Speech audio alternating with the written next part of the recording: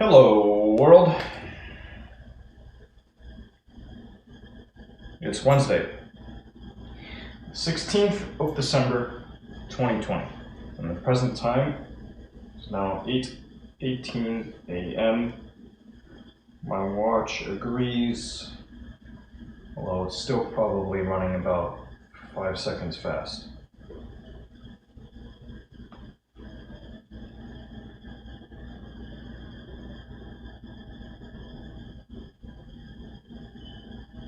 Yeah, 4 seconds. Kind of surprising, again.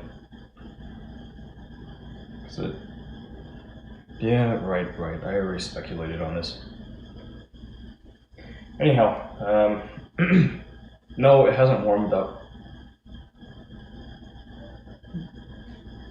I just came back in after running around with Paul, and then, you come back in from the cold, and it's just suddenly everything's warm. Well, provided you've been running around. You can't even see him from there. There, now you can make him out. There he is. Paul. You hungry, Paul? Want food?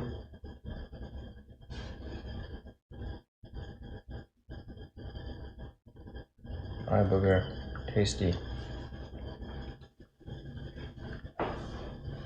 Paul.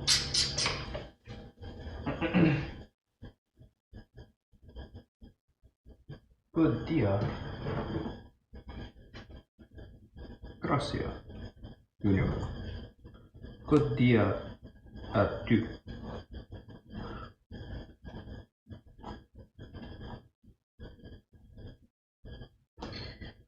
Today, last night, I ate pretty heavily, and then I got back in and wound up falling asleep with the lights on. Then I woke up early this morning, maybe 3, because my stomach is still feeling very full. I wound up staying up. Swung by McDonald's this morning for breakfast. They are offering a free Egg McMuffin with minimum $1 purchase using their app.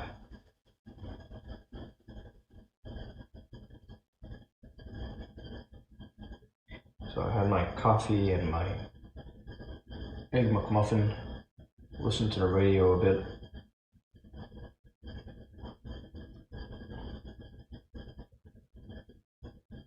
Rested a little upon returning, listened to some music, and here we are.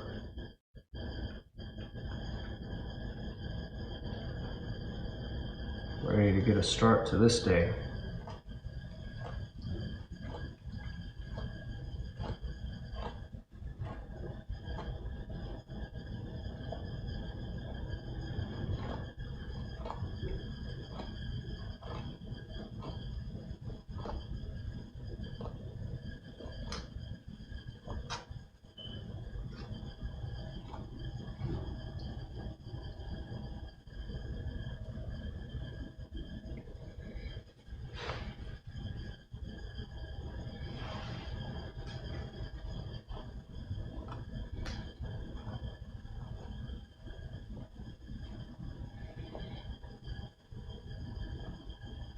Oh, forgot. I finished my book. Not writing a book, but reading the book I started the day I took off for Las Vegas at last. And because I know I'm not going to be feeling very high energy today, my intention is to go back over that book.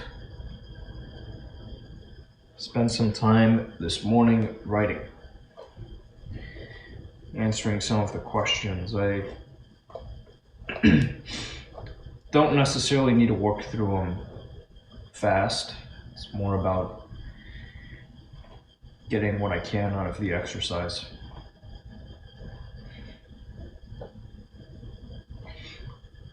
Definitely been thinking about it though. Thinking about what I read.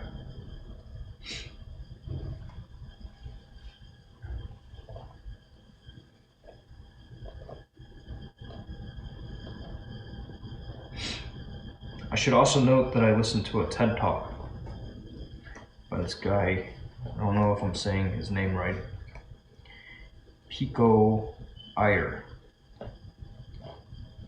That's what it looks like. The title of the talk, Where is Home?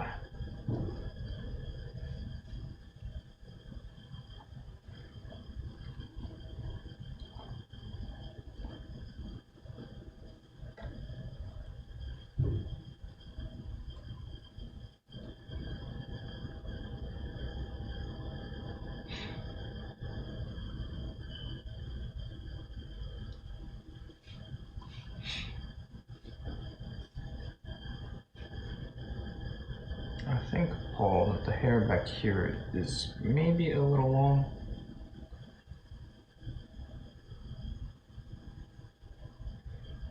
Maybe you want to crop it to the same length as your tail, roughly. Because right now it's quite long. The hair on your tail. Wow. Kosa, good morning.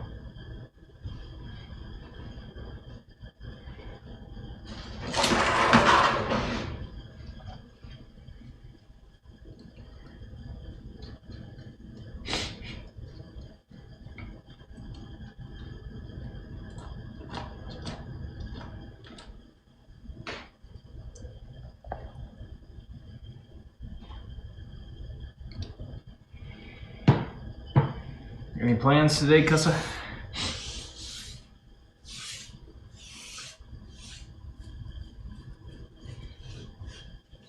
Or as you might say, what's really good?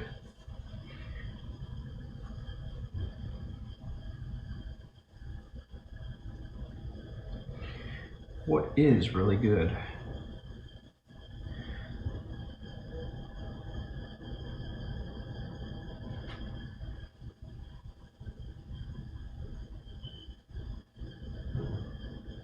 Okay. Hey, that's cool. How was my yesterday? Let's see. My yesterday.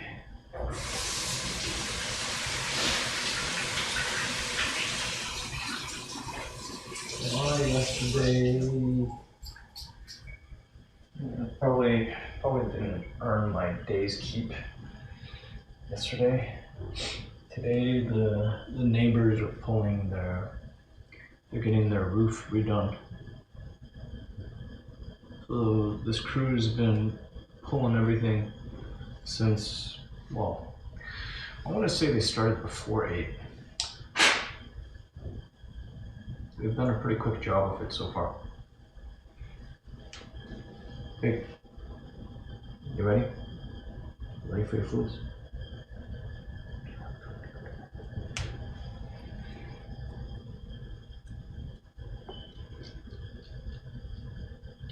Good boy. Stay.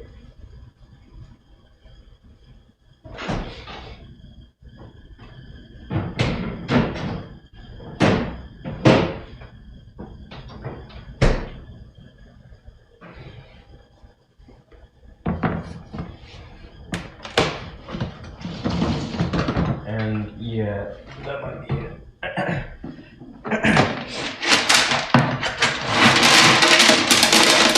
That might be it, Kosa. Along with all the other environmental noises here.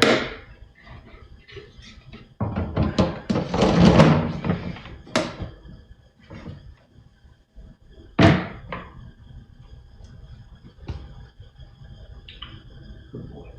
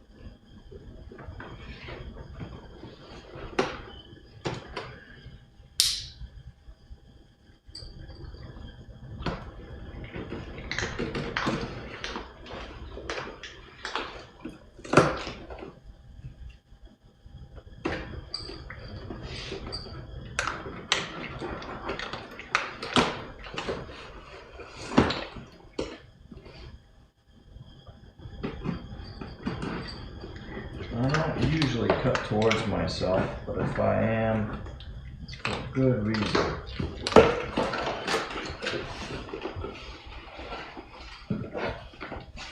Alright, what have we here?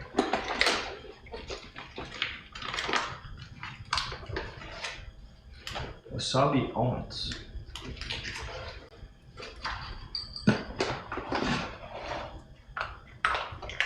Sweet and spicy caffeine-free flavored herbal tea. More of these lovely chili mangoes. Creme brulee almonds. Dried ginger and some more dried ginger. Thank you, hair cutter. Let's try out some of these this morning. Maybe I'll make a tea too. Sweet and spicy.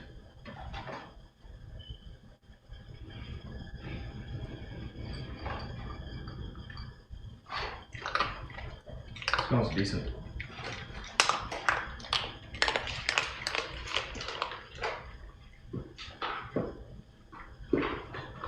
I'll put all the things over here for now.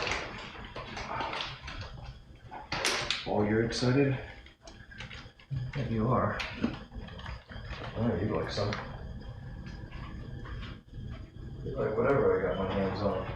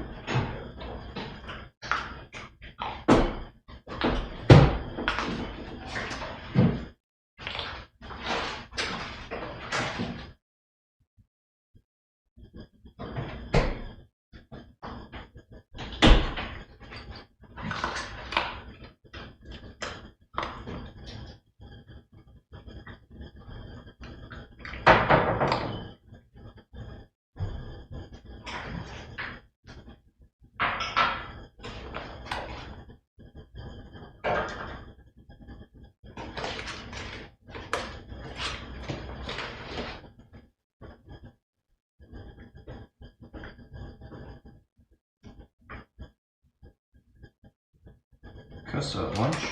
Yeah, I'm in. I'm in, man.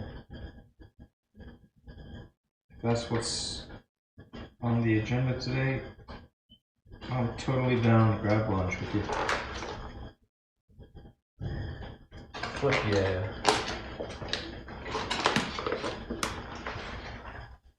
Let's get some lunch.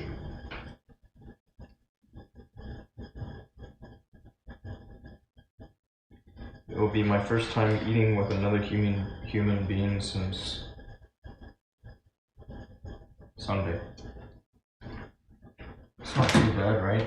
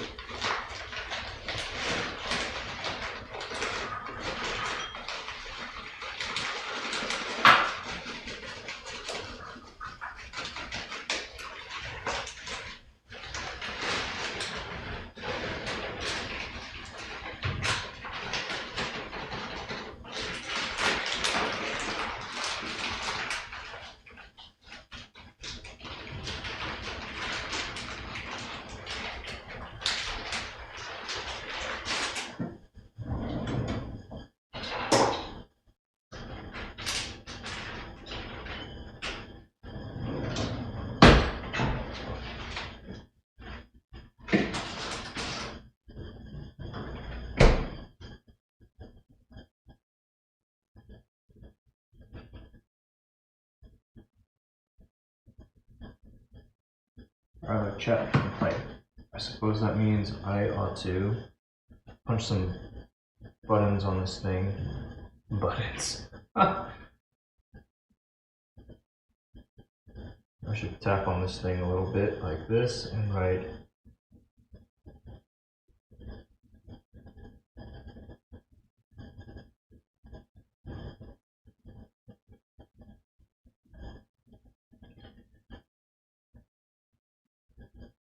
Like da. Oh, you finished all your food? Good job. Proud of you. Yeah. What's that? It's salty?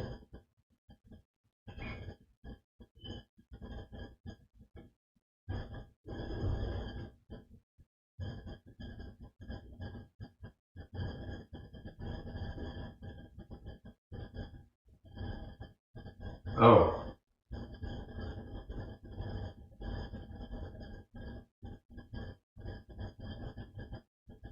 Okay. Alright, that sounds good. Okay, it sounds lovely. Till then. Okay, sounds good. Toodaloo.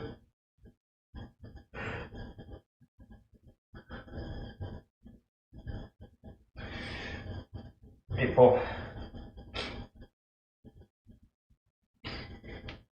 I think. Oh my gosh. Oh. Oh. Yeah, Paul.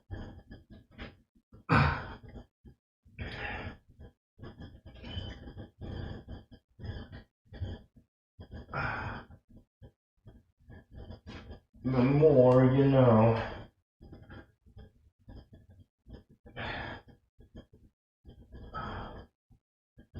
Alright, where am I?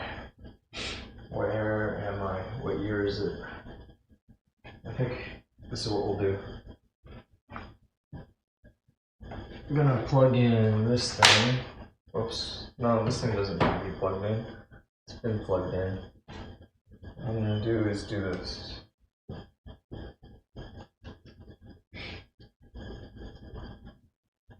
Should I set you off in no man's land?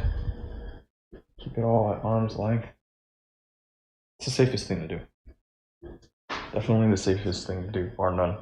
Well, then again, there is also all that PI. Son of a gun. I don't even know if I can. I've got crap everywhere. Well, shoot. Maybe I have to clean up some of this crap.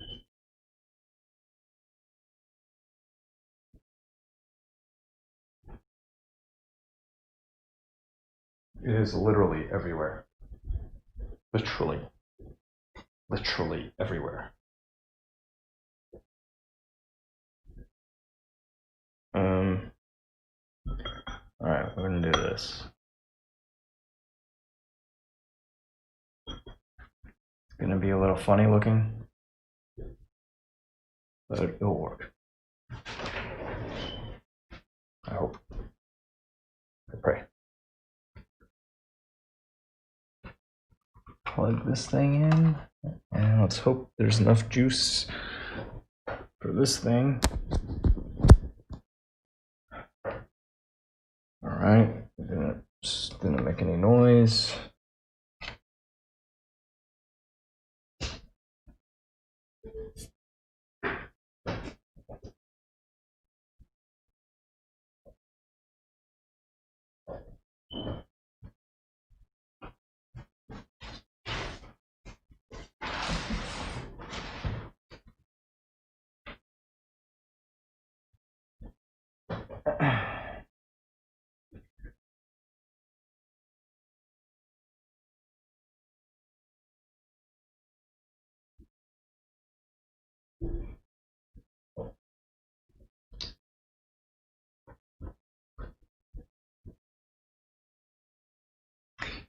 Yeah, this is good. That's perfect. Can't do much better than that. Yep. That's Just lovely.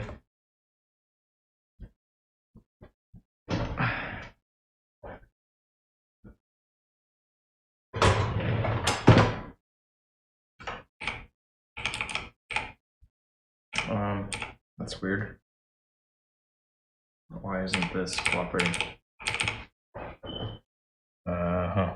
And why isn't this being recognized?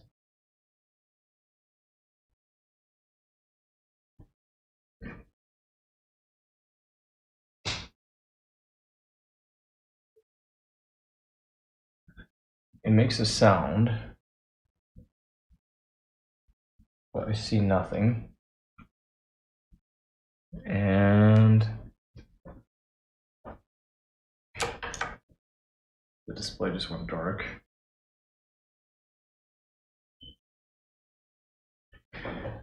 Okay, computer, what's going on? It just works. Technology. It just works.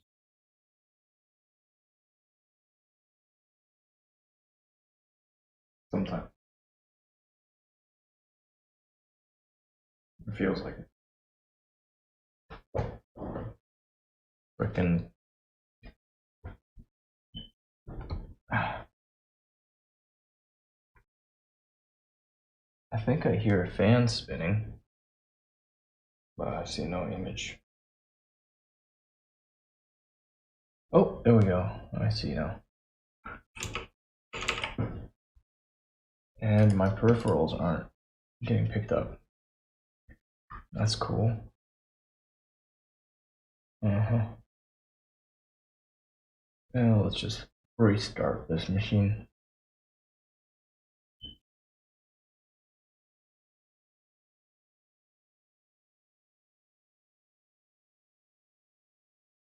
Wow.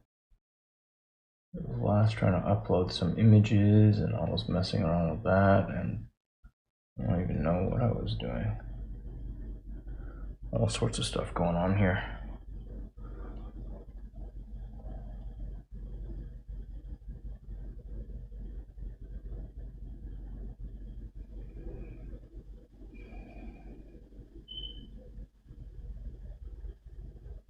Can't tell if this was actually trying to upload.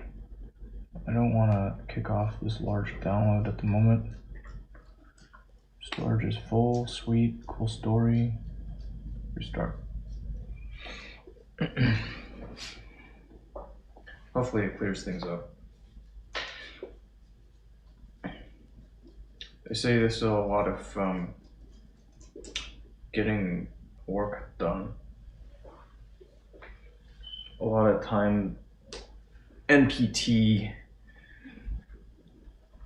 lost to starting things up and tearing them down and getting workspaces ready. Feeling it.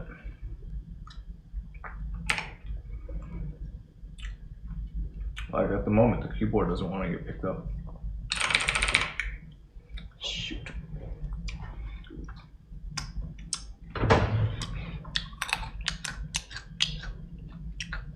What in tarnation? Sam Hill.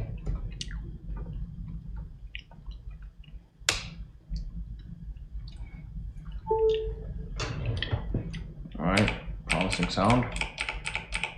Charging, pass through, nothing. Oh, now everything. Nope, nothing. Cursor blinking rapidly. Text cursor. But for a brief moment, I pick up my peripherals and now it lost them again. What the hell? What's going on with this thing?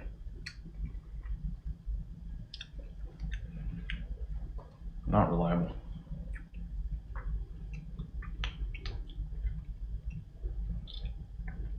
Maybe I should try a different cable.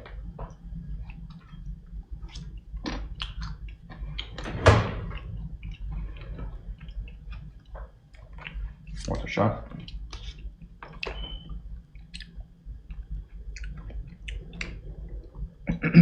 When in doubt, troubleshoot.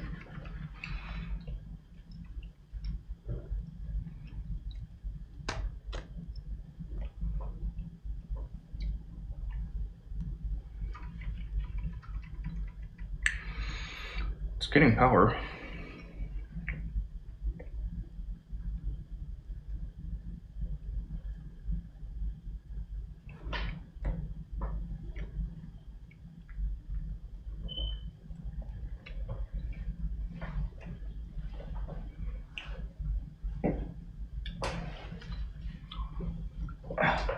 Plug. USB. This is bus, no hub. It's not detecting the hub. All right, Paul, get up. Get up. Good boy. All right, I'm gonna set you down here. Can you stay?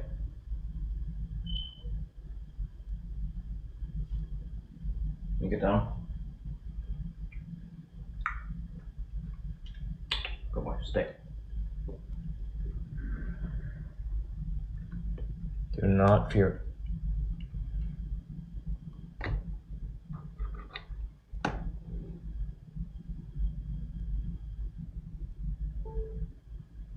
I'm right beside you. Everything is gonna be okay. We're just puzzling over why this isn't working. Yeah. Just refusing to cooperate. This particular cable, let me, even though it's, you know, it is reversible, let's see what happens if I reverse the orientation. This for grins. I'm noticing something as I plug it into the back.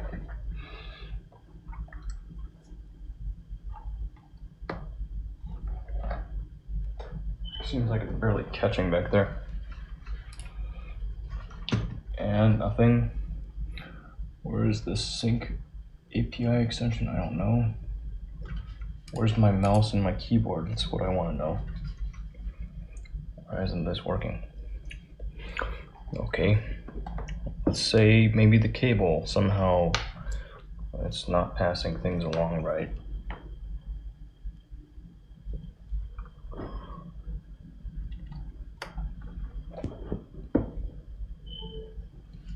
I hear chime.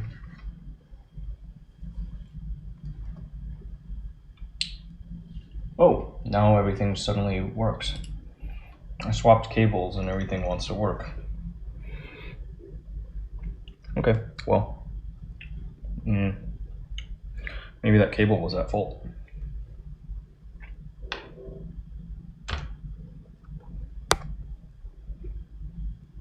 Oh, this cable might be faulty.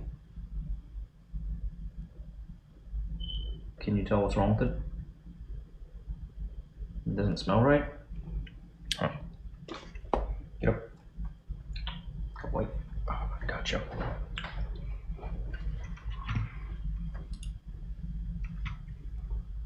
No wasabi almonds for you. Wasabi almonds are not for dogs.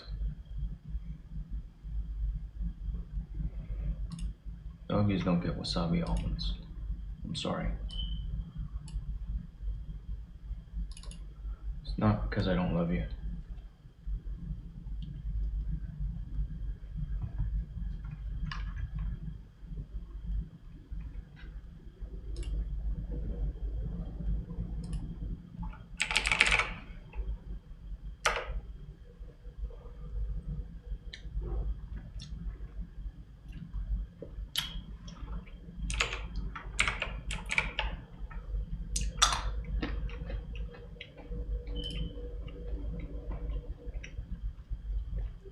It says it's downloading 6.37 gigs. Stop immediately. Cease downloading all that.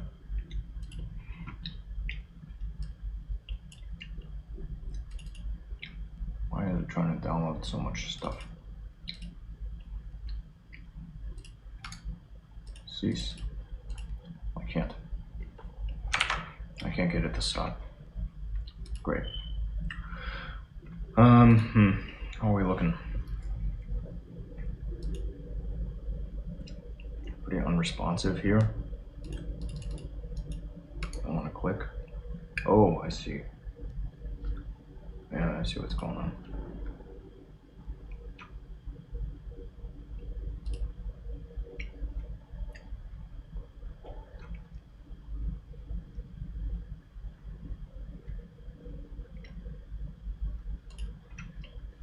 That's very strange.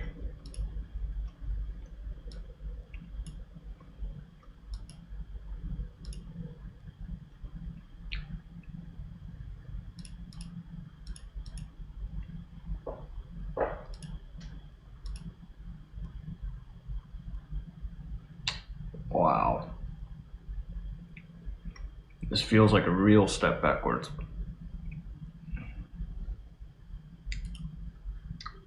Subjective difference. Not performance.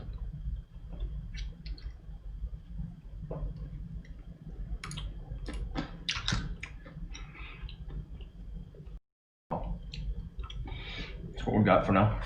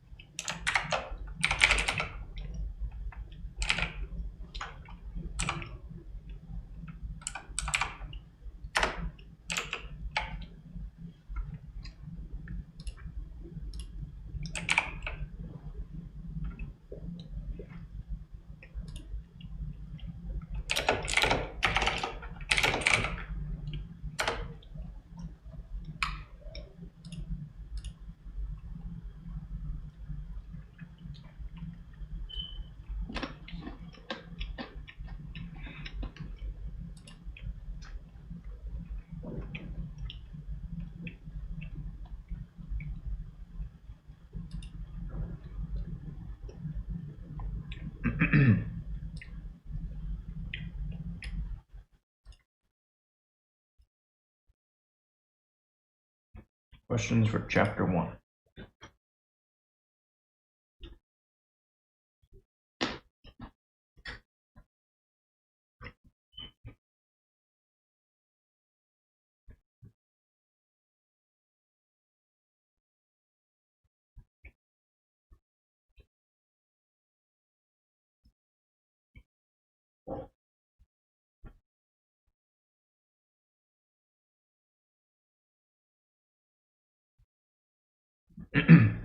Shall I read this aloud?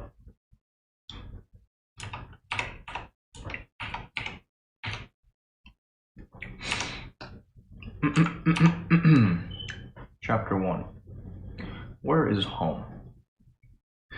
As the Boeing 747 sped down the runway, Erica sat with her seatbelt secure, her chin propped against a clenched fist, staring out the window until the final sights of her beloved Singapore disappeared from view. How can it hurt this much to leave a country that isn't even mine? Erica closed her eyes and settled back in the seat, too numb to cry the tears that begged to be shed. Will I ever come back? For nearly half of her 23 years, she had thought of Singapore as home.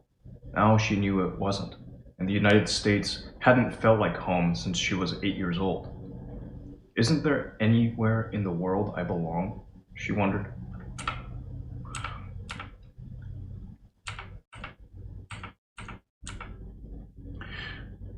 Back to Erica's story. Erica didn't notice that the captain had turned off the fasten seatbelt sign until a flight attendant interrupted her reverie. Would you like something to drink? He asked. How many Cokes and miniature pretzels have I eaten on airplanes? She wondered. Far too many to count. But today, her grief outweighed any thought of food or drink. She shook her head, and the attendant moved on.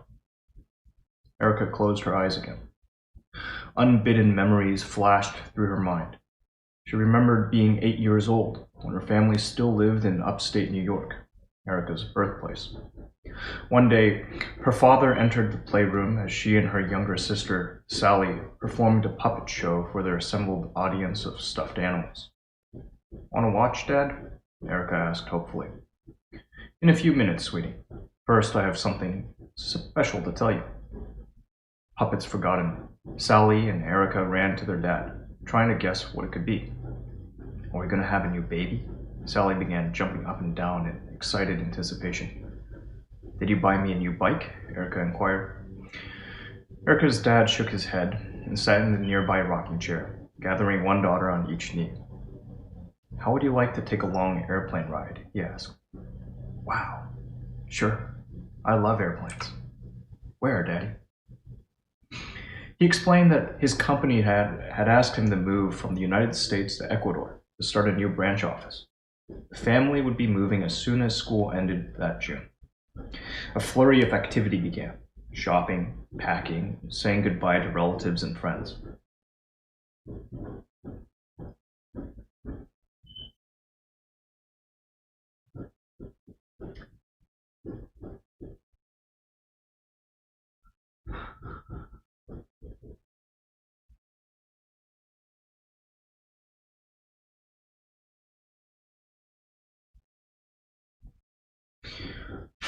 It all seemed so exciting until the day Erica asked, Mom, how is Spotty going to get there? Honey, it's not easy to take a dog. Grandma's going to take care of him until we get home again. Mom, we can't leave Spotty. He's part of our family. No amount of pleading helped. Spotty was sent to his new home and finally, with a mixture of eagerness for the adventures ahead and sadness for the people and things they were leaving, Erica and her family flew off to their new world. Wanting to stop this flood of memories, Erica opened her eyes, trying to focus on her fellow passengers. The diversion didn't work. As soon as she had adjusted her cramped legs and resettled into a more comfortable position, the flashbacks continued.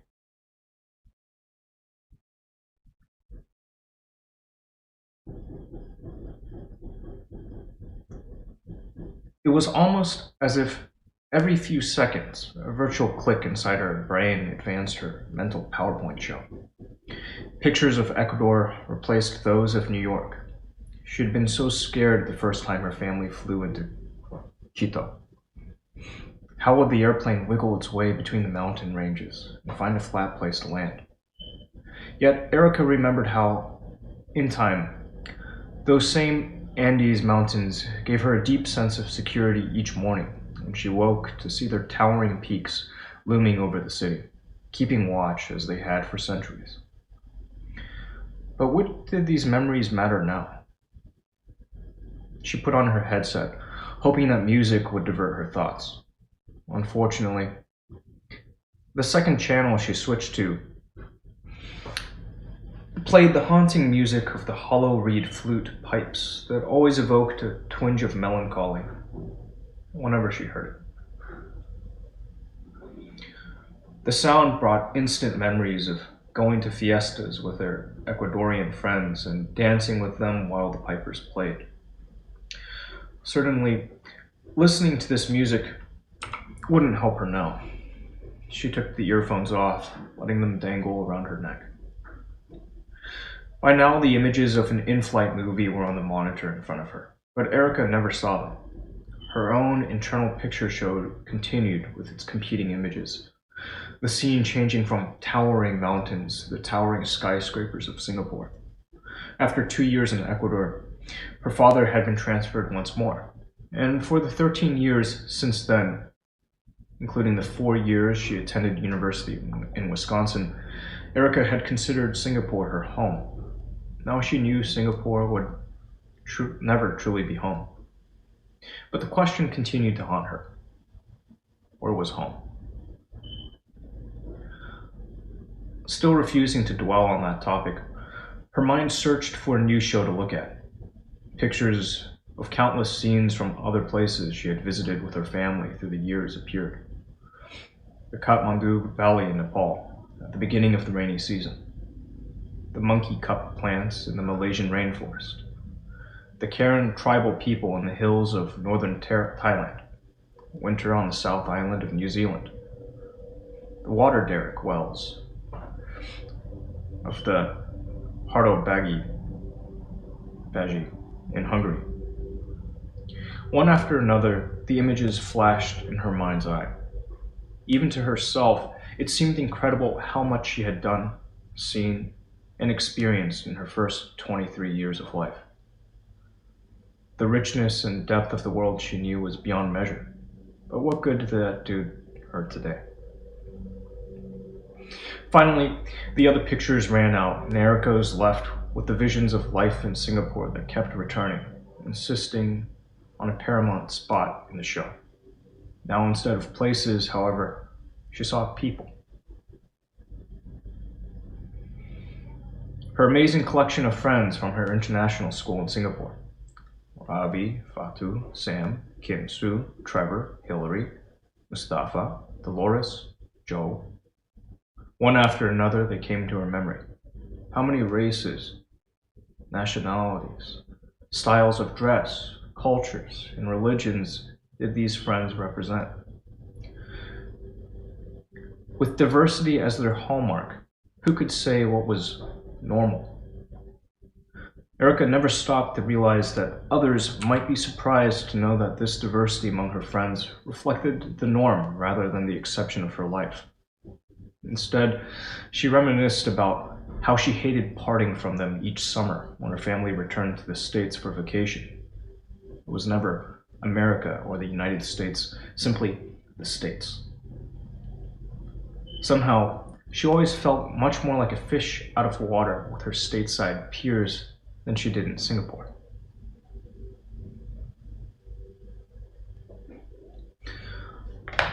For the first time since the airplane had lifted off, a wry smile came to Erica's face.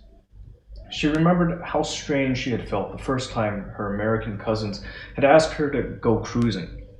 She presumed they meant some type of boat ride, like when she and her friends in Singapore rented a junk and sailed to a small island for a day of sunbathing, swimming, and picnicking. She was eager to go. To her amazement, cruising for her cousins had nothing to do with boats and water. Instead, it meant endless driving about town with no apparent purpose. Eventually, they parked at a shopping mall and simply stood around. As far as Erica could see, it seemed their purpose was to block aisles rather than purchase any goods. What was the point? For Erica, going home meant something entirely different than it did for her parents. When her parents spoke of going home, they meant returning to the States each summer. For her, going home meant returning to Singapore at the end of summer. But where was home now? The nagging question returned. Temperatures dropped inside the airplane as the short night descended. Erica stood up to get a blanket and pillow from the overhead compartment, hoping for the comfort of sleep. But would sleep ever come on this journey? Not yet. Another set of pictures pushed their way into the muddle of her mind, now with scenes of the time she left Singapore to attend university in the States. Don't worry, darling, you'll be fine. I'm sure you'll get a wonderful roommate. You've always made friends so easily. I know you'll have no trouble at all, her parents had reassured her as she faced that transition. But somehow it hadn't been that easy. Fellow students would ask, "Where are you from?" At first, Erica automatically answered, "Singapore." The universal reply was, "Really? You don't look like it," with the expectation of some explanation of how she was from Singapore. Soon, Erica decided she would be from New York, where her grandparents lived. She hoped that would simplify these complicated introductions. Eventually, as she adapted outwardly, picking up the current lingo and attire, others accepted her as one of them. By the end of her first year, however, she felt angry, confused, and depressed. How could anyone care so much about who won last week's football game? And so little about the political unrest and violence in Syria or Sudan? Didn't they know people died in wars? Perhaps they never read the global news that crawled across their TV screens while supposedly crude-eyed news commentators went on endlessly about the latest celebrity or local political scandal. They couldn't comprehend her world. She couldn't understand theirs. As time went on, Erica found a way to cope.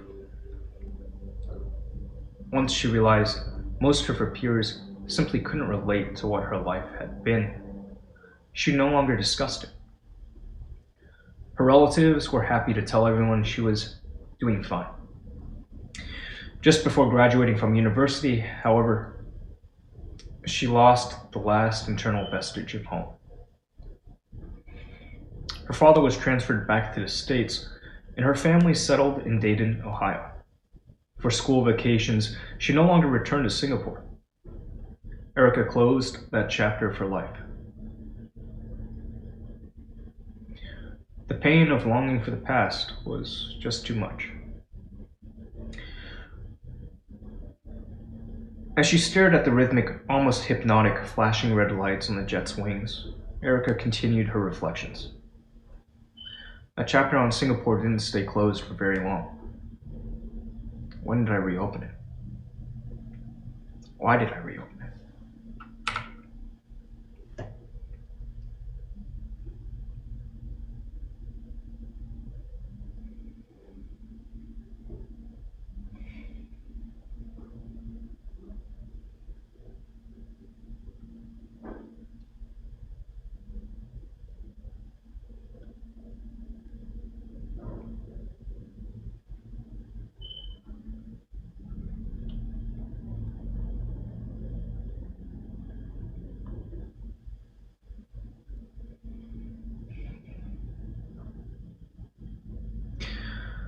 After graduation, she had decided to get a master's degree in history.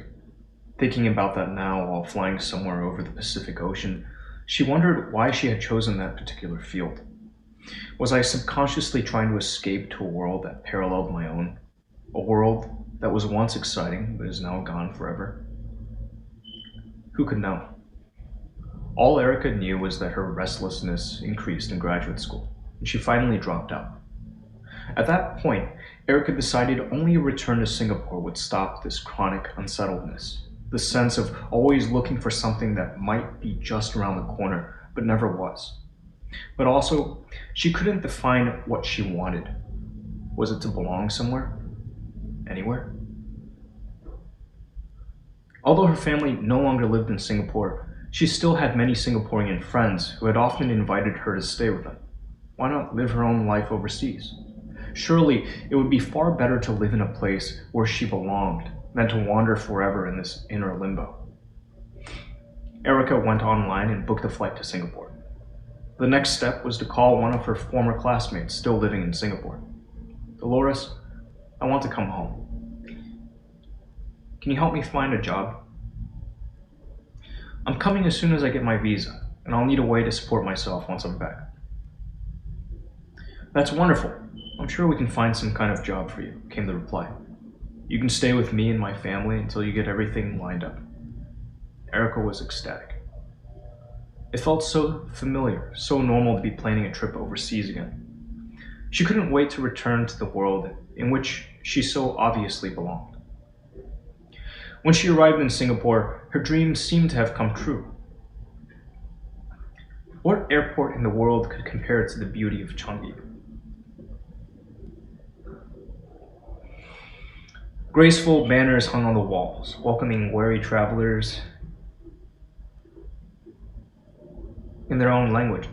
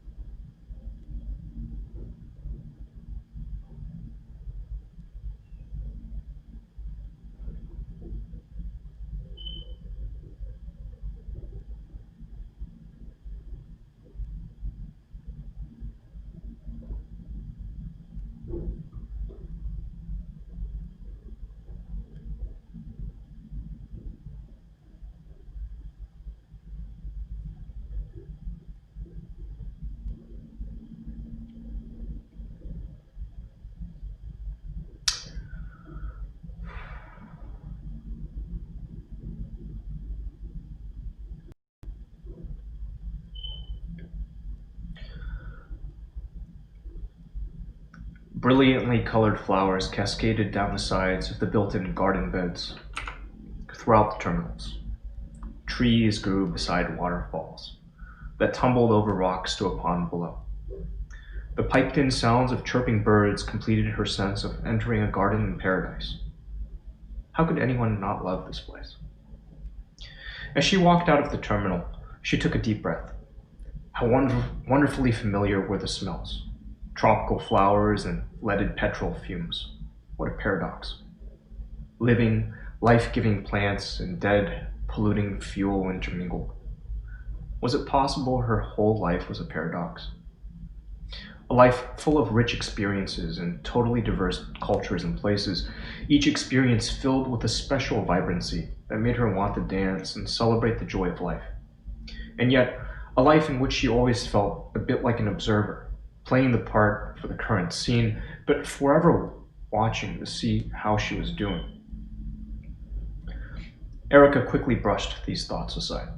Those times of being an outsider were gone now, because she knew where she belonged. In Singapore. How wonderful finally to be home. As the days progressed, however, life seemed less familiar. She discovered that many things she had taken for granted as a child in the expatriate business community of Singapore were no longer hers to enjoy as a young, single foreign woman living with a Singaporean family.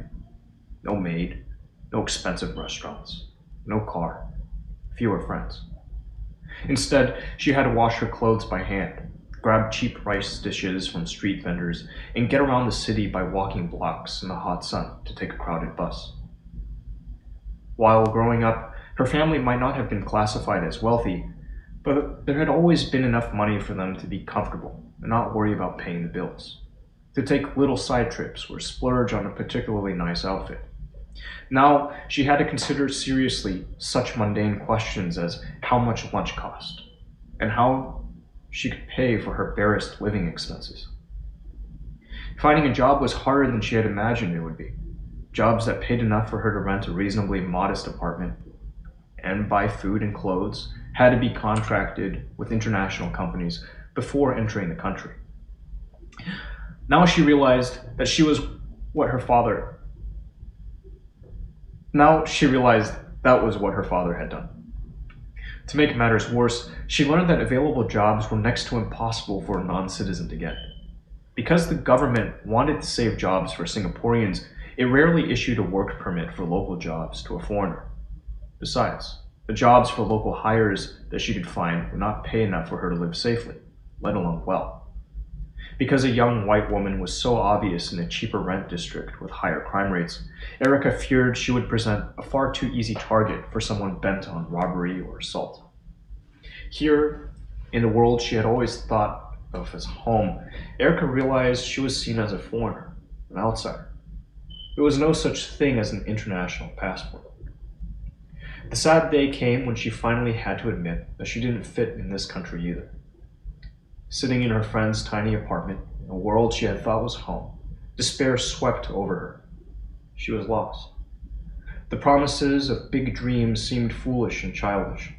She belonged nowhere. With a muffled sob, she picked up her cell phone and called her parents. "Mom, I can't make it here, but I don't know what to do. I don't fit in Dayton, but I don't fit here either. Somehow, I seem to have grown up between two totally different worlds, and now I've found out I don't belong to either one."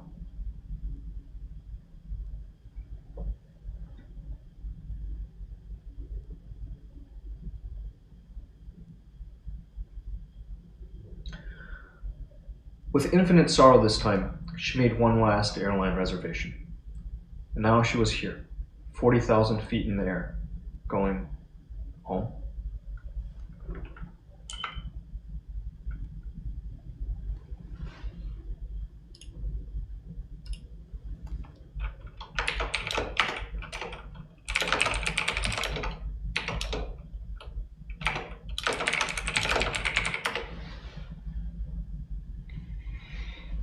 Hello, Mike.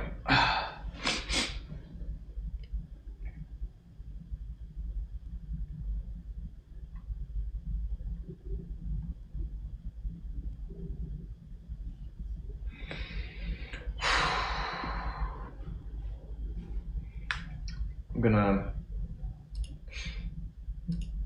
answer these questions that it asks. It's got just 4 questions.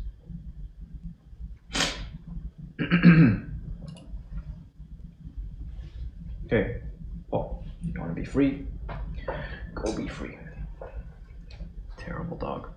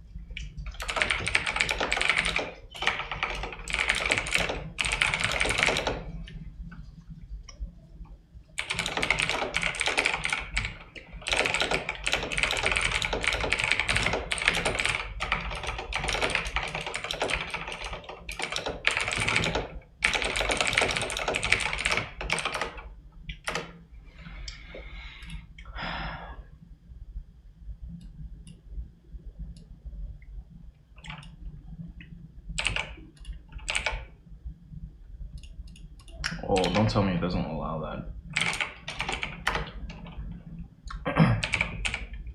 Doesn't like my copy pasting. That sucks. Wow. Let's see if I can't make it cough up.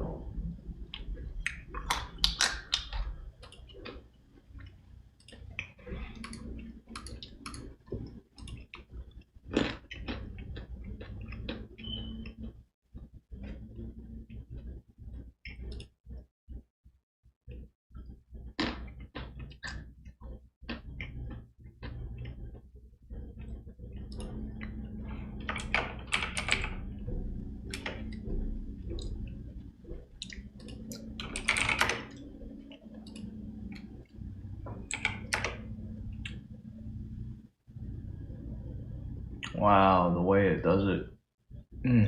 That's ugly. Might just end up typing these out.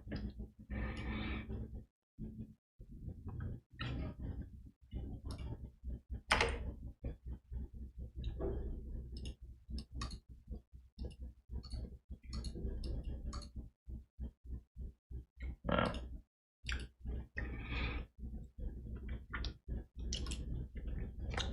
Oh well, what the hell? Which parts of Erica's stories seem universal, perhaps to TCKs and non-TCKs alike? Is there any particular place you felt connected to Erica's story, or the feelings of the moods in its life? Please explain. How would you define home? Is it possible to feel at home in more than one place? Please explain your answer.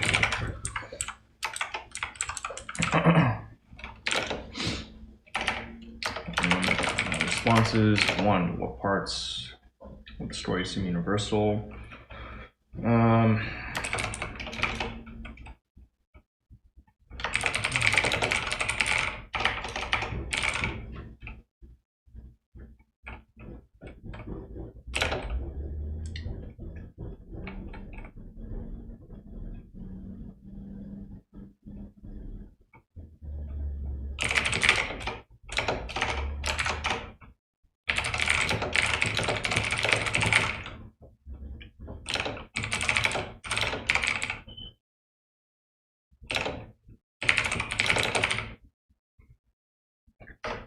I've read through the entire book, so I can use some of the language that I picked up in it.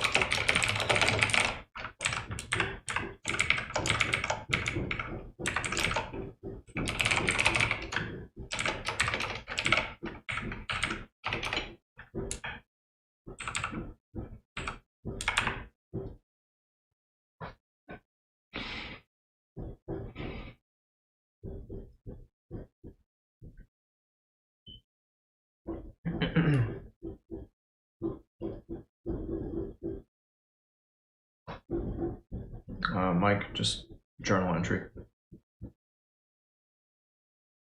Just a journal entry.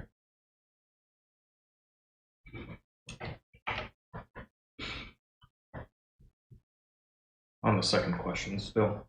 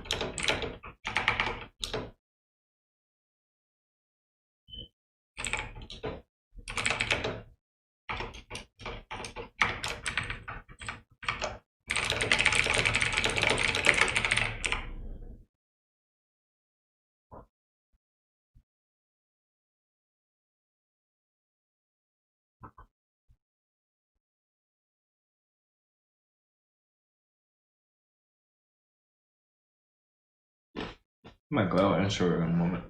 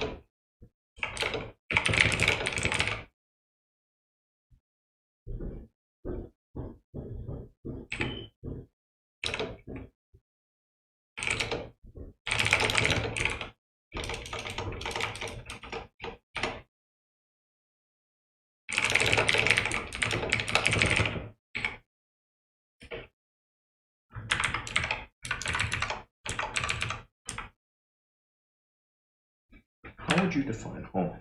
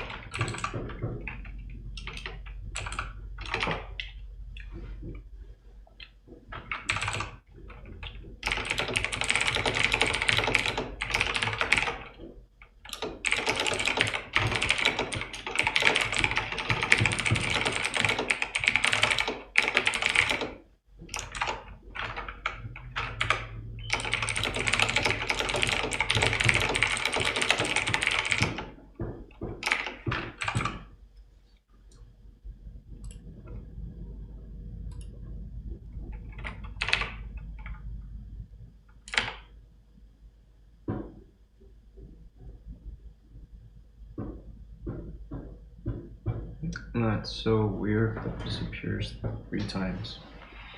I wonder why. If I do that.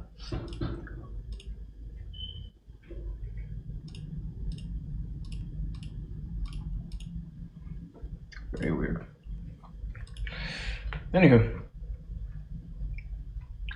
Oh, we go. About 15 minutes, 16 minutes.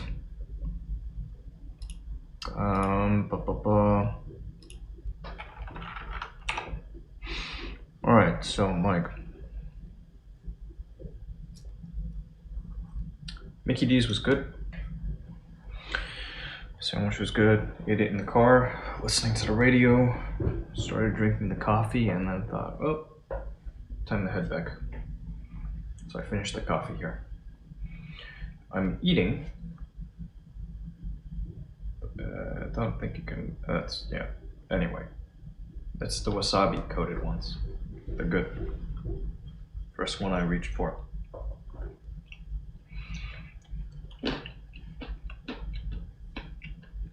As for Erica, Erica is the name of the narrator in this little story.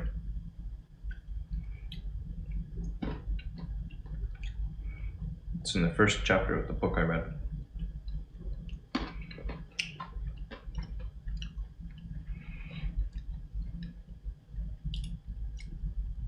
I don't know if this guy that was asking not to be ignored is still here.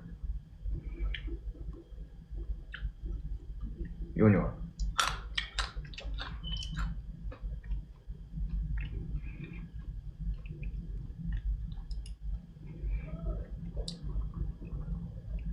Junior, you wrote a book. Oh.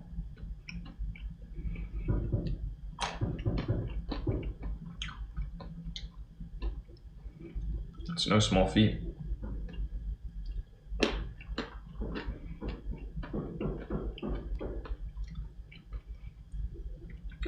I've written a pretty fair amount.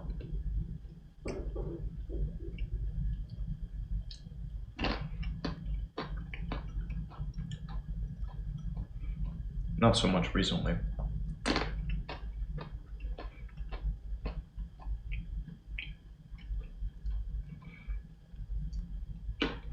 Used to do the whole blogging thing.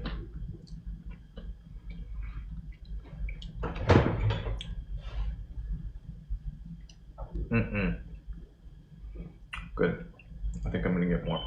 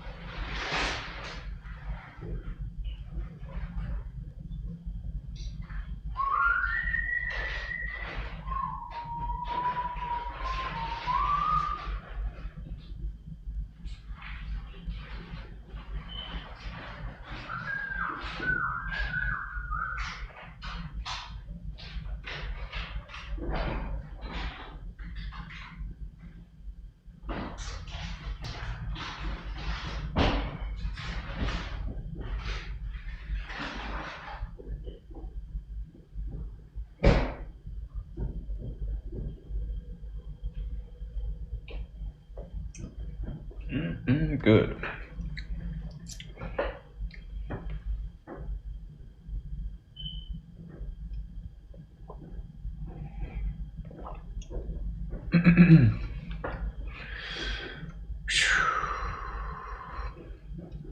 Yeah, that story. It's just a story. It's just a story.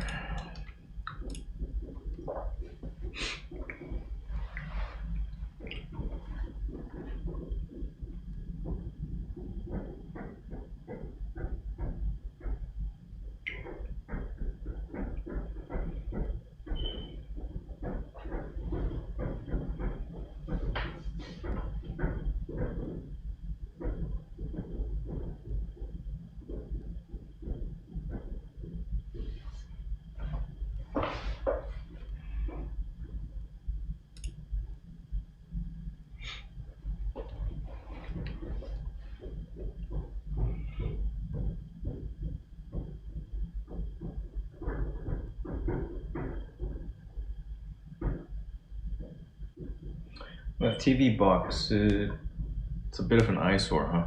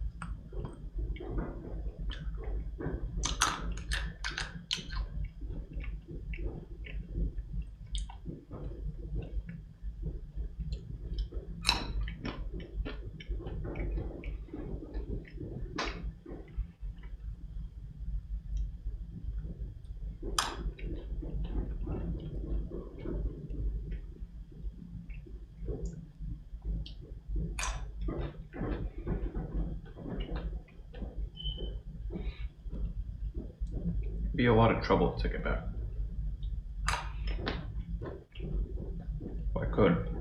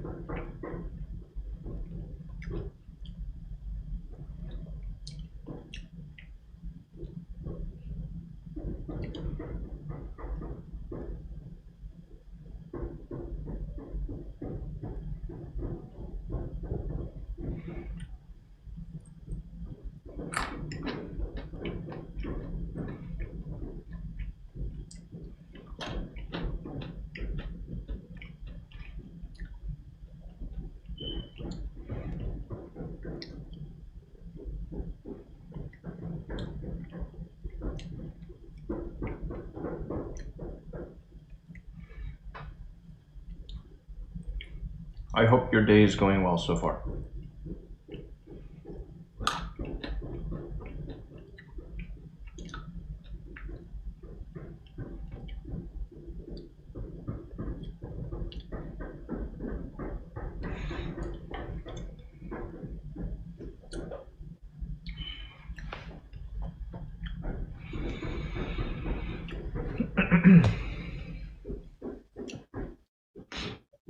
There, rack it.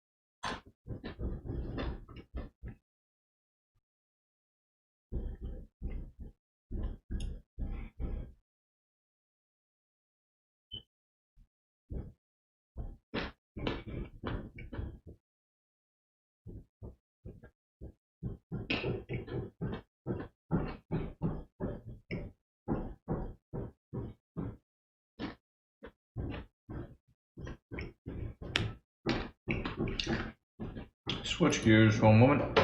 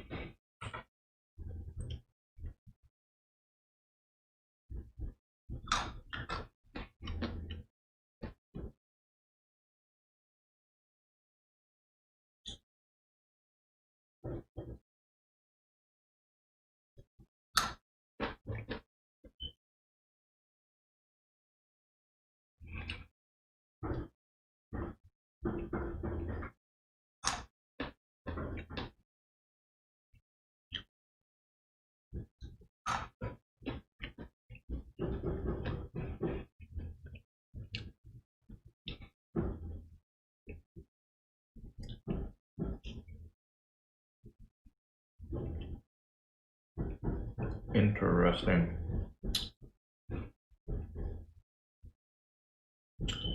Very interesting.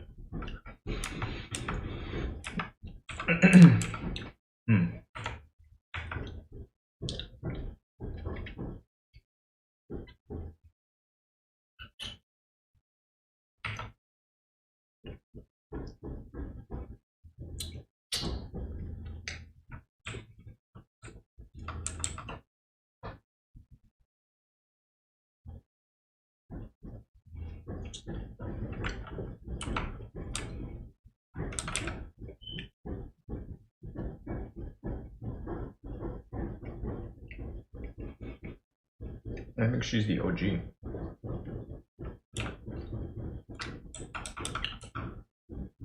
Only someone who's been around for like 20 years.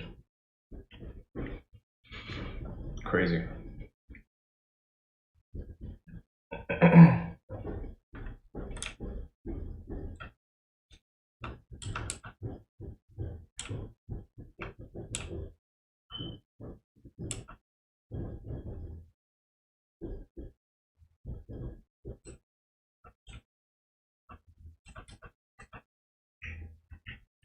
Cool.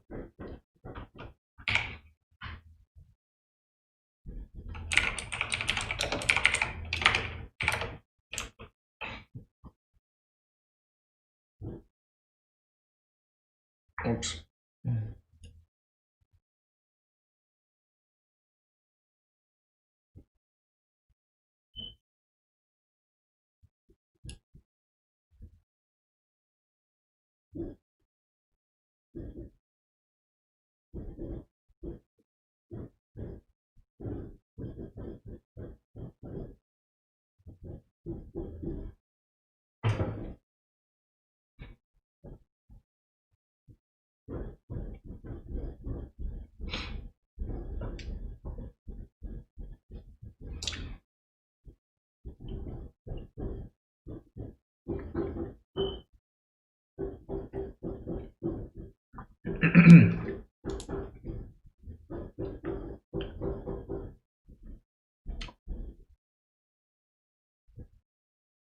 That's insane.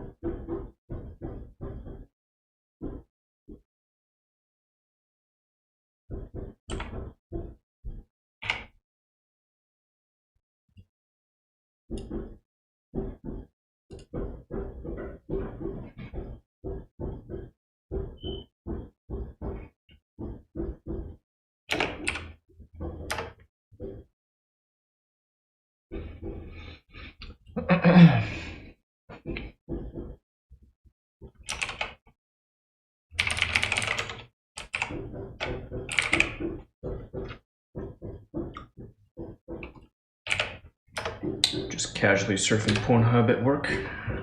Don't mind me.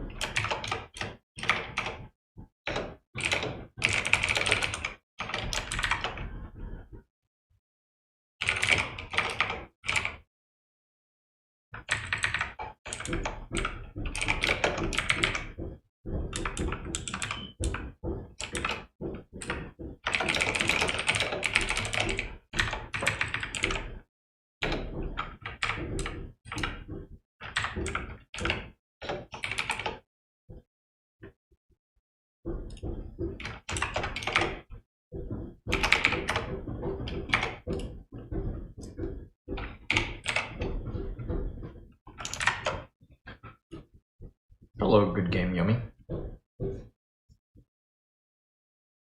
Hope I didn't keep you waiting too long. A little lab check.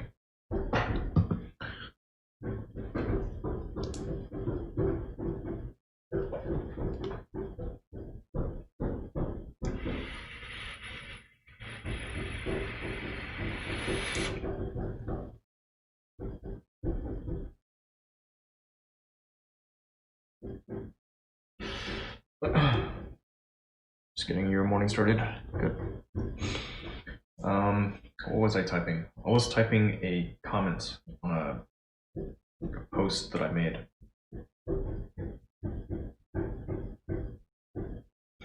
I'm trying to figure out trying to get a better grip on how Pornhub works. They, 2 days ago,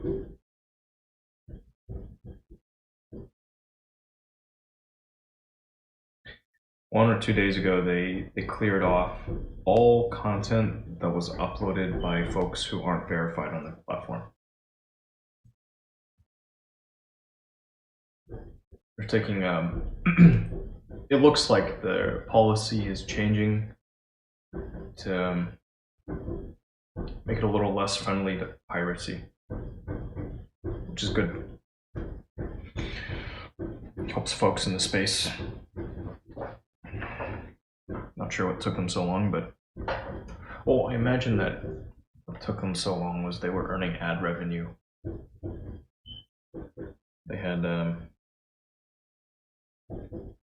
perverse incentive to allow it to go on, and only to look out for those individuals who had decided they wanted to go exclusive to uploading to them.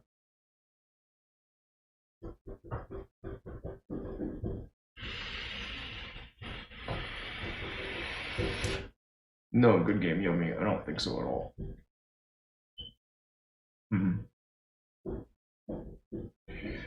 Because there's there are record keeping rules in place. So if you ever see two people going at it,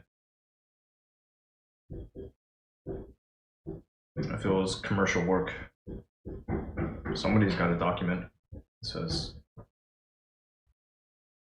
this individual here agreed to this.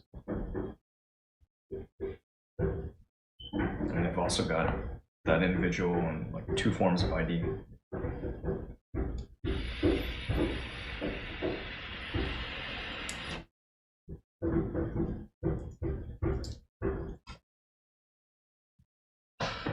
Myself, I've always been of the opinion, for a long time I've held the opinion that sex work should just be a legal thing here. Like if prostitution were legal, you'd probably see fewer mass shootings. People can get the rocks off without risking jail time. Shame.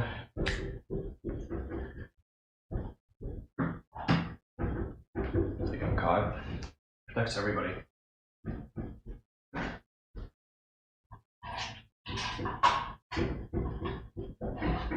It's like why the war on drugs.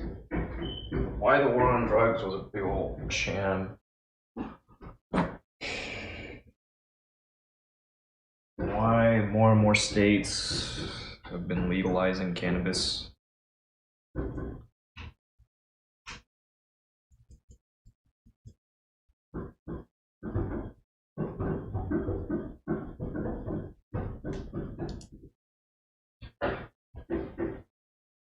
Some of your SW friends were complaining about having to register or something.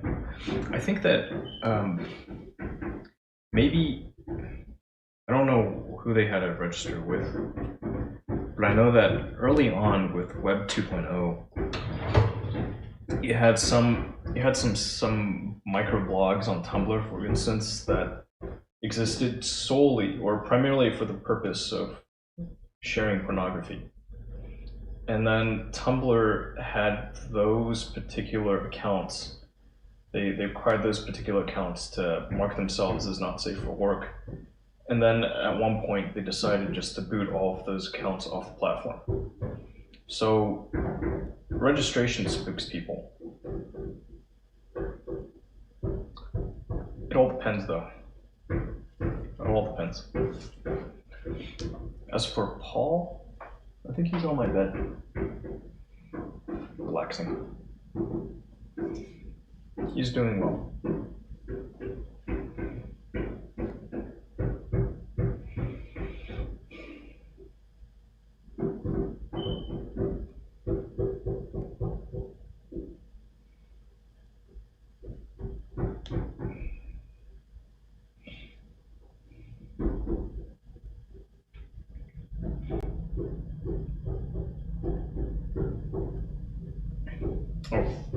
I know what I'm gonna do. Again, keep on with my gear shifting for a bit before I jump right back into this. Finish some notes on this one. From chapter 1, the TCK book. Let me fix that.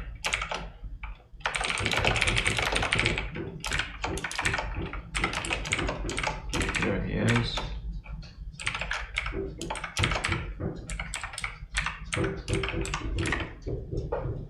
Hey, bud. Good Game Yummy on Twitch was asking about you.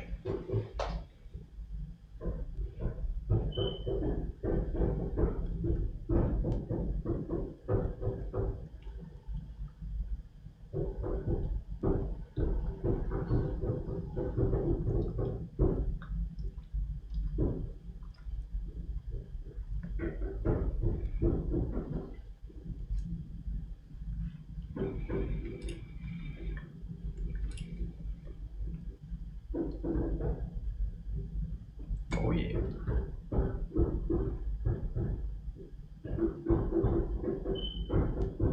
Roofers in the background.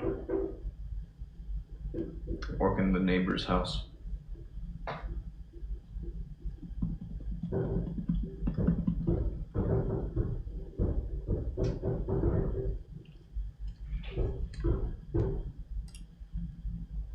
Yeah. They'll be finished by the end of the day. But yeah, it's gonna just be going on in the background all day today.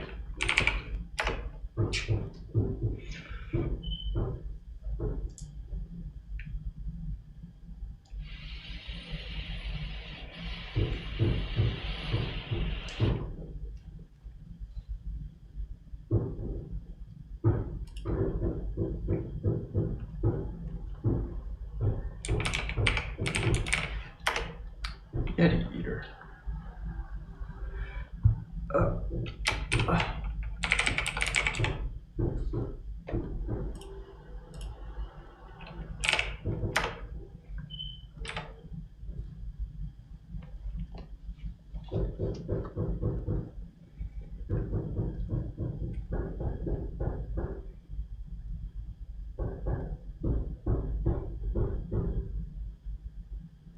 Gonna go plug this in.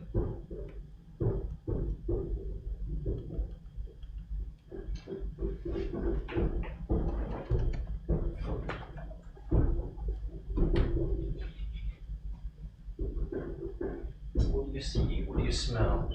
What do you hear? Whoa. What was that? It's me dropping my phone. Where's my shirt? I think cover up a bit. It's cold way down.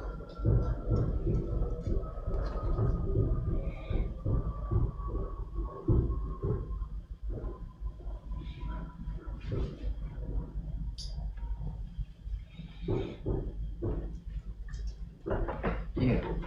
Come up. Come on. You can do it. Jump. Oh, jump. Jump. You got this. Come on. Come on. Only if you want to. Come on. Come on.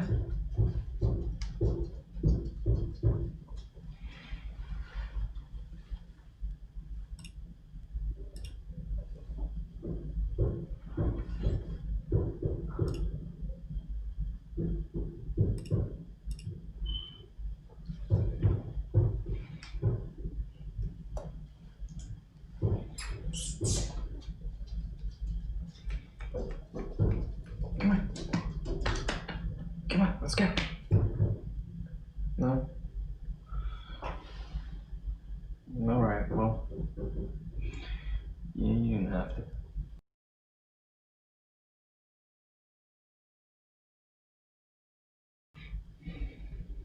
Shoot.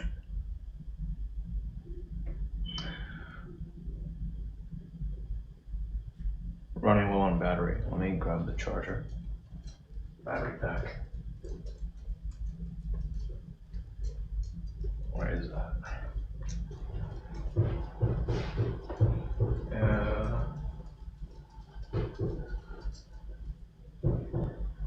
Oh, it's also got a line attached to it. Where did that line come from then?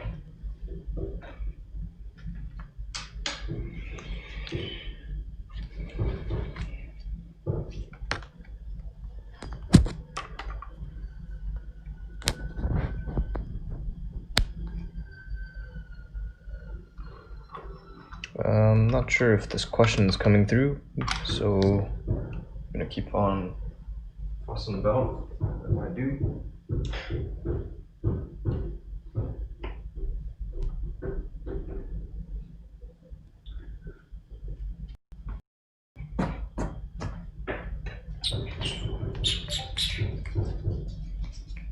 on. Come on, jump. You gotta jump. I believe in you.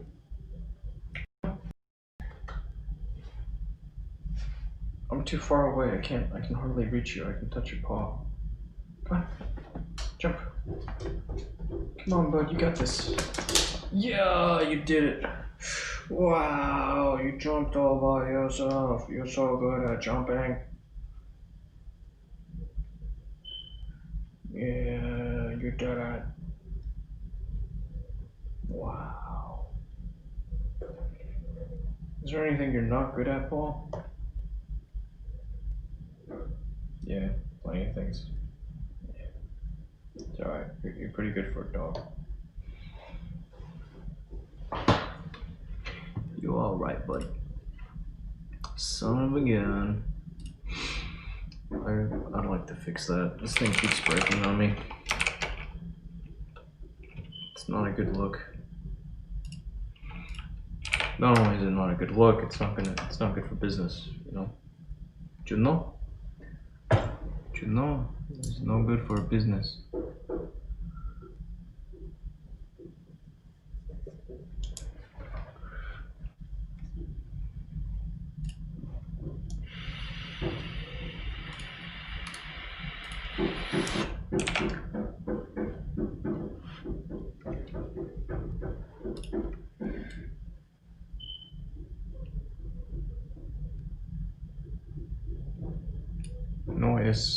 No es bueno por business.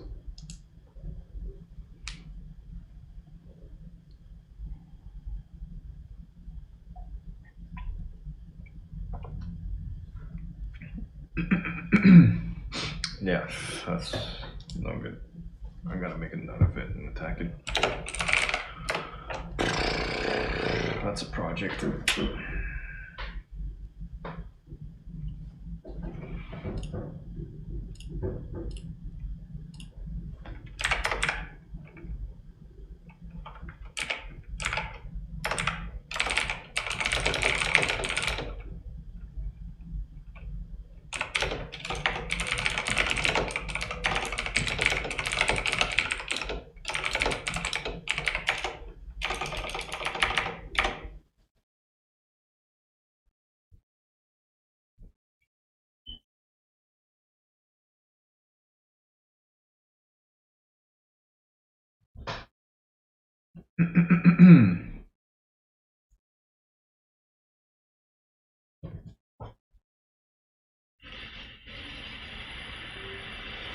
Some people imagine seeing the word no hello and then writing hello.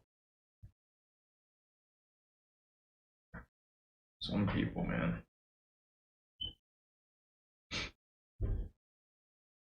Some people need to learn how to take a hint. It's free advice.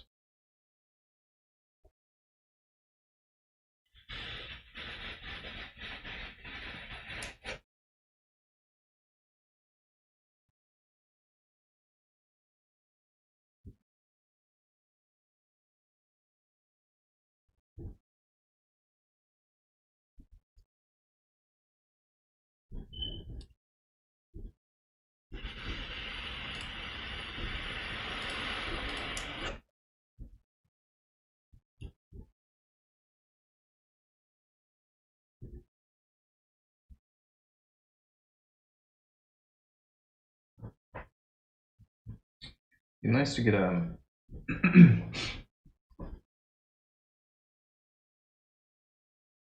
if I'm gonna hack this thing, add a little mouse tray. Be real nice.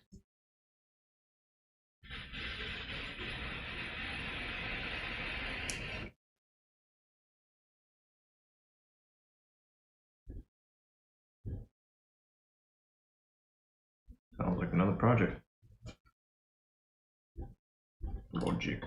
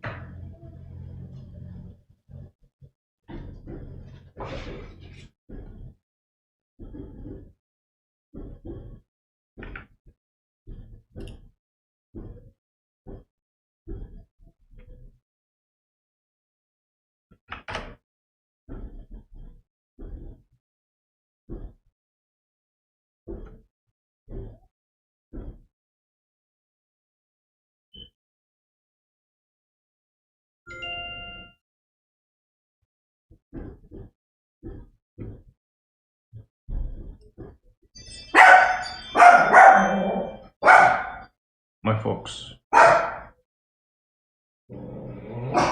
Gonna pull a plug for now. Or get off and be right back soon. I'm gonna be right back soon. Back later.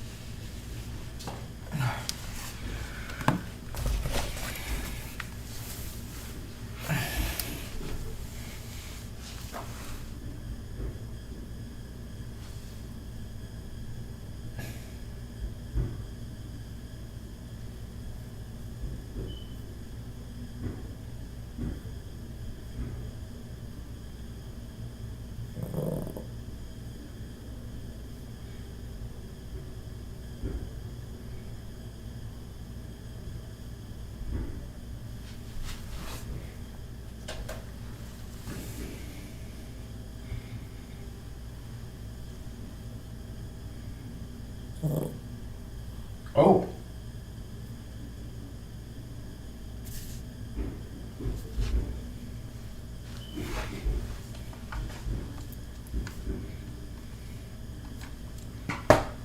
Shoot. Oh. And we're talking through there. Oh. The more you know.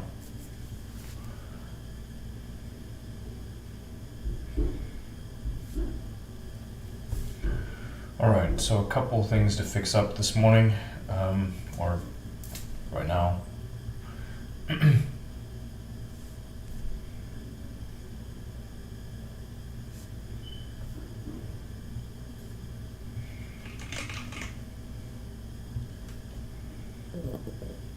Paul, I know. Whatever it is, it's very important right now. I know.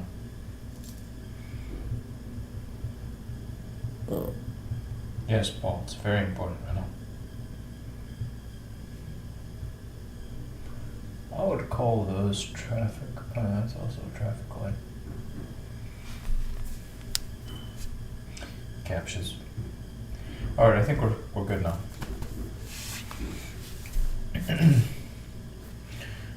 I can shove off of this and come back here.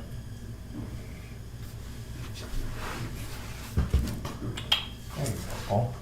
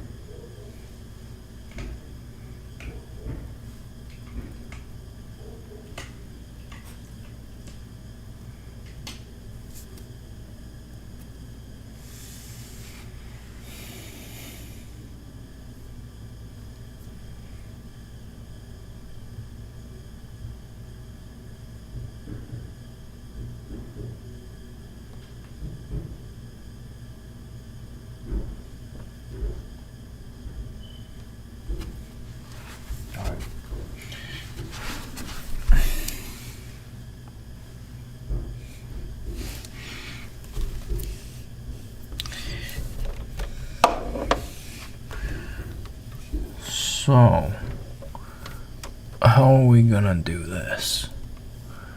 We have options here. I should cut out as soon as it's not needed for now. Let's run it up to, for testing purposes, let's run up to, what's this? What's this cable?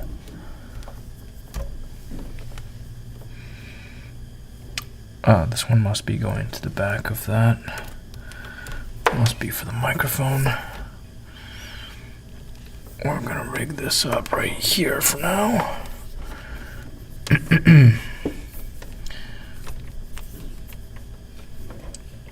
There's precious little room to work with down here.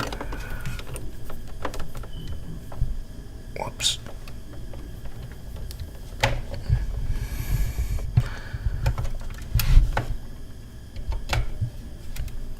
Oops, again. There I go, touching the mic.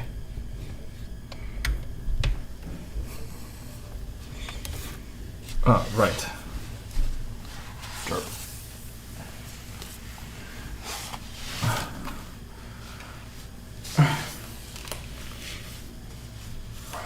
Yeah.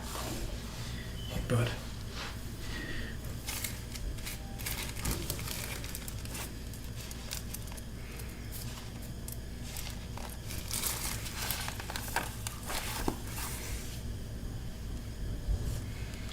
You know, you're looking mighty fine today, Paul.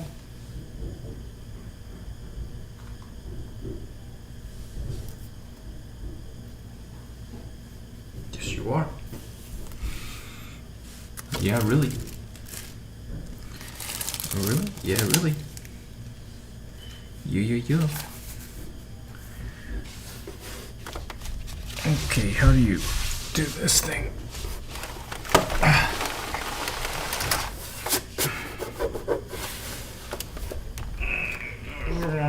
Have some going on. Okay, you simply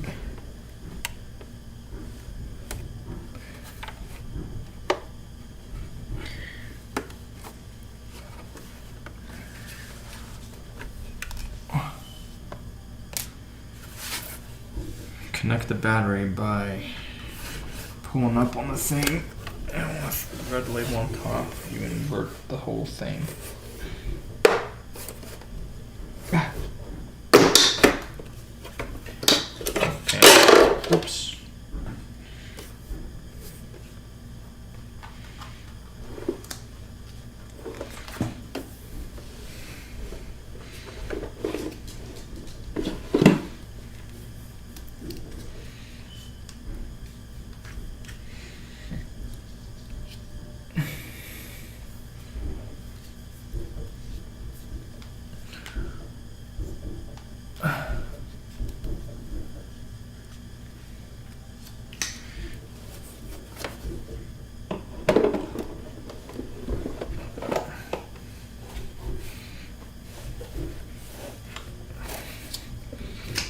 Okay, that's hammered all the way home, and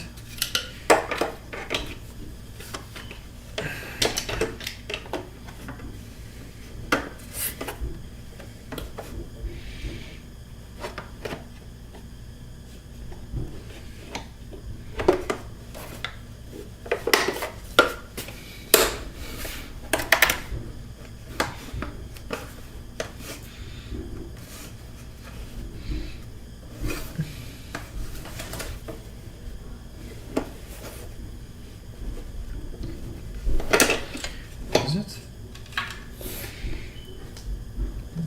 Seems like it's fully inserted.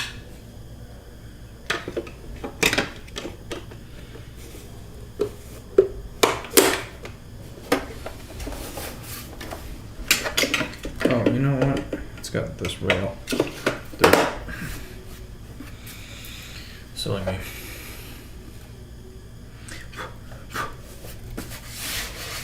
I suppose it would be wise to gather information from it before I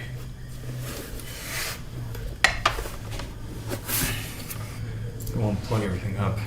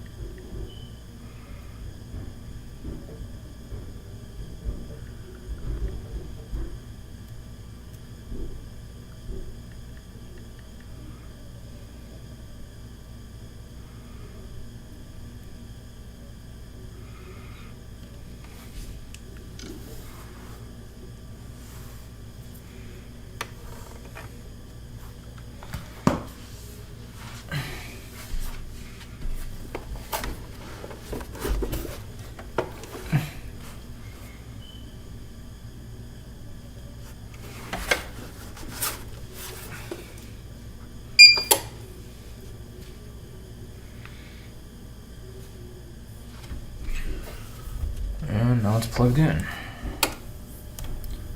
And I guess the most important things would probably be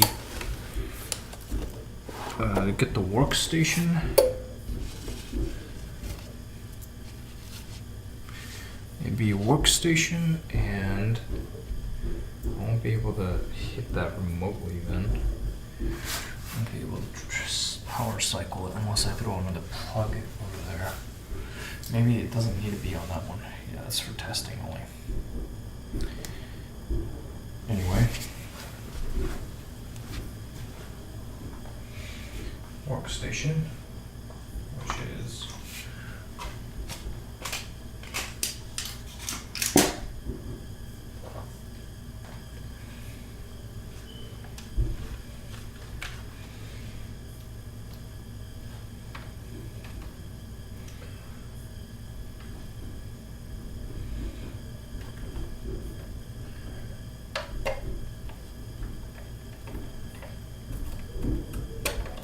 no.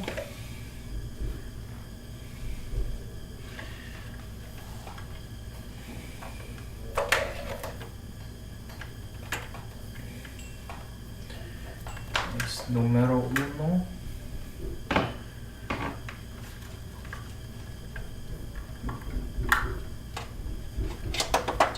Is here. Yes. Here. Like that.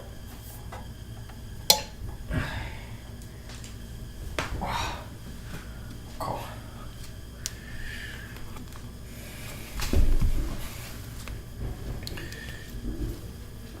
Yes. Here. E. Remove this label.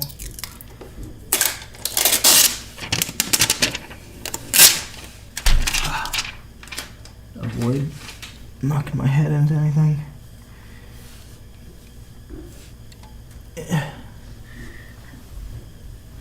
And it's way down here.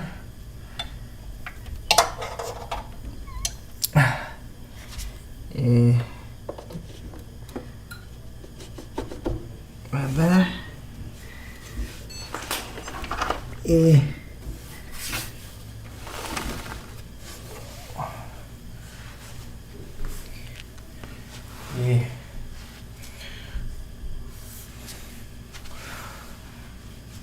No auto. We want to get the monitor so I can drive. So I'm assuming the failure is going to take place while I'm looking at it. Right. So this is for monitor. This must be power to monitor, correct? And power to monitor is going in now right over here. So that's the one. I'm gonna pull this guy. There we go. Easy does it, huh? I hope I pulled the right one. Looks like it. Looks like a clean job.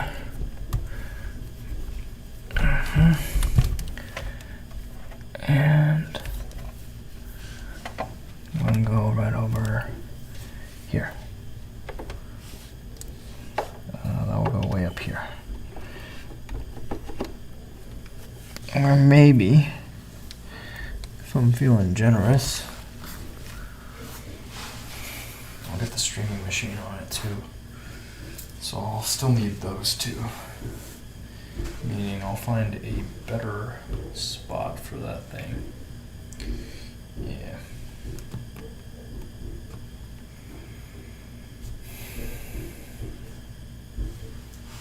All right.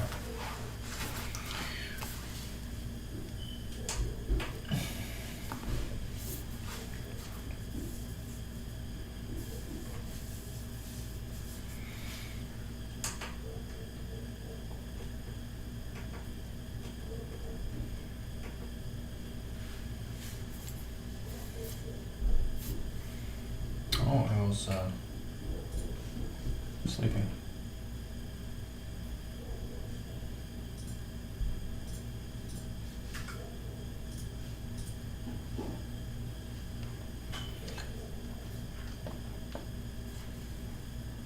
I think it was sleeping anyhow.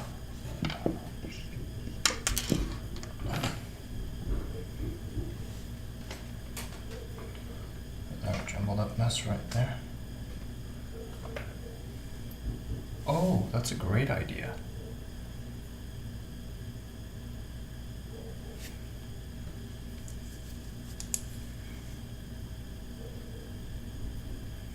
That's an input jack, isn't it?